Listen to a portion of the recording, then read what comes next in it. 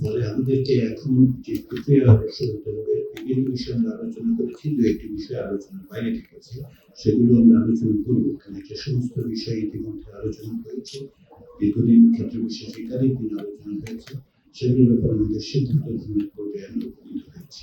যে কোনো প্রক্রিয়ার মধ্যে দিয়ে আমাদেরকে কোনো ধরনের সিদ্ধান্ত গ্রহণ করতে হবে। জাতীয় ঐক্যমত্য কমিশন, বারবার যেটা আমরা উল্লেখ করেছি যে জাতীয় ঐক্যমত্য কমিশনের পক্ষ থেকে বিভিন্ন কমিশনের দেওয়া প্রস্তাবগুলোকেই আপনাদের সামনে আমরা হাজির করেছি।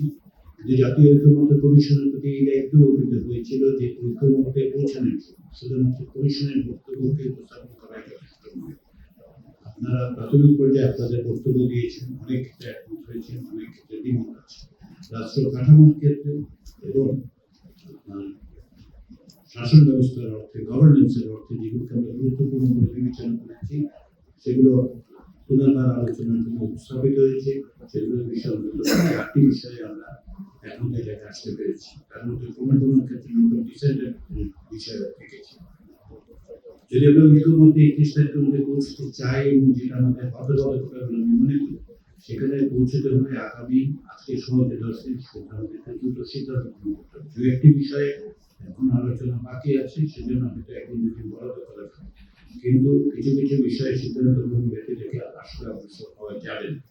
সে কারণে যে সমস্ত বিষয়গুলোতে ইতিমধ্যে আলোচিত হয়েছে, আপনারা আমাদের অবস্থান ব্যাখ্যা করেছেন, সেগুলো এখন সিদ্ধান্ত গ্রহণের পর্যায়ে এসে অত্যন্ত দ্রুততার সাথে আপনাদেরকে বলতে হবে যে আমরা এই জায়গায় একমত হচ্ছি অথবা হচ্ছি না।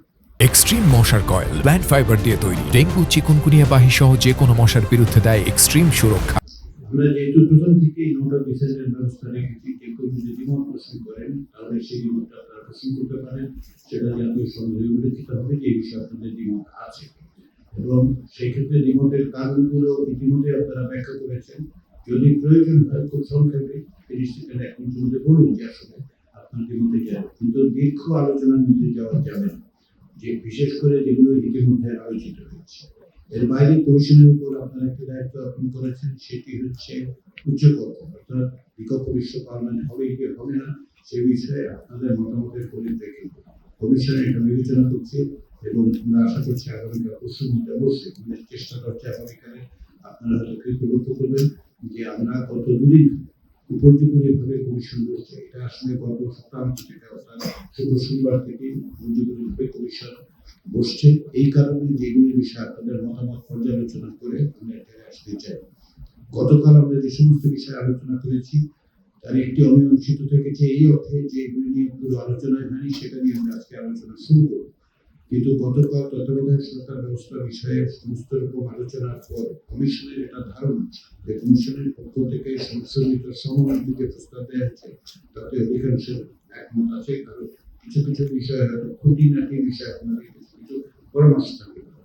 আমরা সেই জন্য অনুরোধ করেছি আজকের মধ্যে আপনারা পরামর্শগুলো সংগঠিত করে আমাদেরকে যদি দেন তাহলে আমাদের জন্য সুবিধা হবে যে কমিশনের পক্ষ থেকে আমরা আগামীকাল সেটার ব্যাপারে আবার উত্থাপন করে একটা সিদ্ধান্তে জায়গায় আসতে পারি।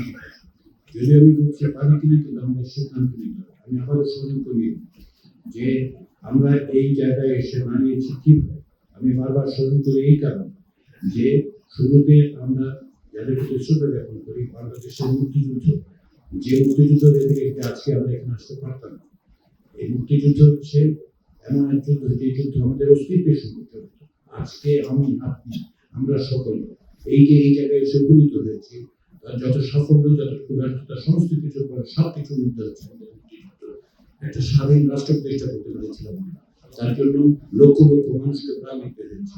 শুধু একদিনের সংগ্রামে সেটা হয়নি, যুদ্ধের মধ্যে দিয়ে কেন সেটা হয়, দীর্ঘদিনের সংগ্রামের মধ্যে দিয়ে আমরা সেখানে এসেছি, যুদ্ধের মধ্যে দিয়ে আমরা এই রাষ্ট্র অর্জন করেছি, তার পথরেখা নির্ধারণ করেছি। পরবর্তী সময় 53 বছর ধরে আমরা গণতন্ত্রের সংগ্রাম করেছি, আমরা চেষ্টা করেছি গণতান্ত্রিক জবাবদিহিমূলক রাষ্ট্র প্রতিষ্ঠা।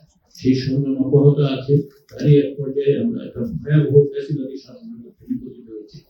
সেখান থেকে সমস্ত রকম ভয় ভীতির ঊর্ধ্বে উঠে সকলে মিলে সকল রকম মত পার্থক্যকে ভুলে একটা সংগ্রামের মধ্যে দিয়ে আমরা এগিয়ে যাচ্ছি।